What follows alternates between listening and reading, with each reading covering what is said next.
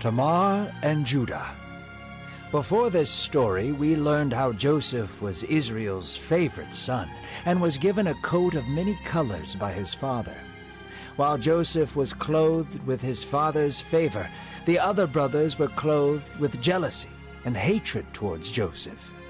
Contemptibly, they sold Joseph into slavery and lied to their father about his death. Now we will learn about the fourth brother, Judah, and his father's descent into dysfunction, and God's faithfulness in it, inspired by the book of Genesis.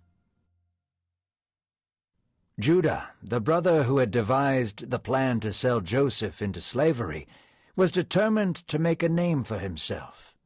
He turned from his brothers and looked towards the Canaanites. There he had an Adullamite friend whose name was Hira.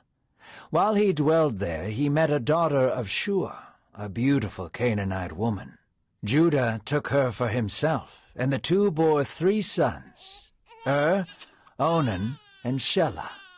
When was of age, Judah found a wife for him, Tamar. However, he was not a man worthy of a wife or any sort of blessing. Almost like a disease, grew up with a wickedness in his heart.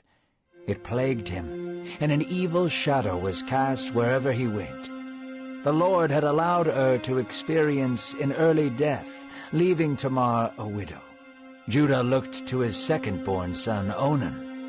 "Go into your brother's wife, make love, and have many offspring, for such is your duty as a brother-in-law."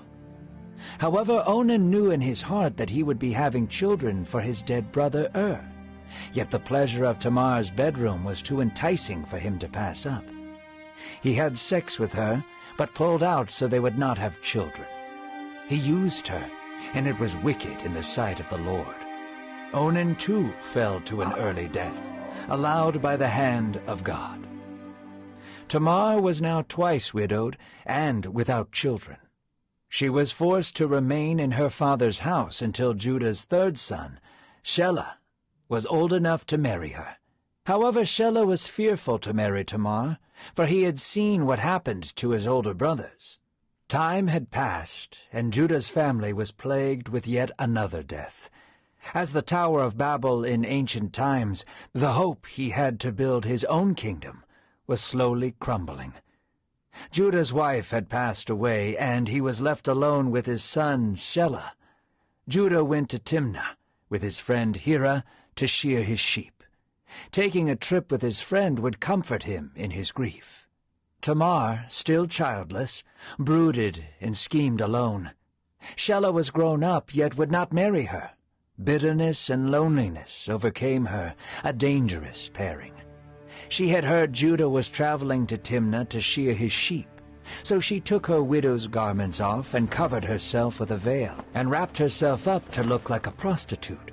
She sat at the entrance of Enaim, attempting to cross paths with Judah.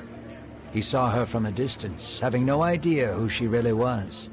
At the roadside, Judah gestured towards her and said, "Come now, let me come in to you." "What will you give me if I say yes?" Tamar said, in her most seductive and mysterious voice. "I can send you a young goat from my flock," Judah replied anxiously. "I see no goats with you. What will you give me as a deposit until it arrives?" Tamar negotiated, for she knew exactly what she wanted from him. "Give me your signet ring, your cord, and your staff, things that can only be identified as yours." So the two agreed, and Judah unknowingly laid with his daughter-in-law. For momentary pleasure, Judah signed away his integrity. Tamar conceived that day and left with Judah's possessions. Later that night, she put her widow's clothes back on and awaited Judah's return. Judah sent the young goat to where he had met Tamar. Confused when he didn't find her, he asked the men of the city where he could find her. "Where can I find the cult prostitute who stood at the gate of Enaim?" he asked the men. "There is no cult prostitute at the gate of Enaim," they said with a slight grin, knowing he had probably been tricked. Judah returned empty-handed, irked and embarrassed. 3 months had passed, and Tamar began to show she was pregnant. Word spread to Judah. People of the town had assumed she had been unfaithful and became pregnant apart from his sons. Judah's blood boiled at the news. Fuming, he sent men to retrieve her. "Let her be burned," he shouted. Judah had lost nearly everything, and he would not allow his name to be tarnished even more.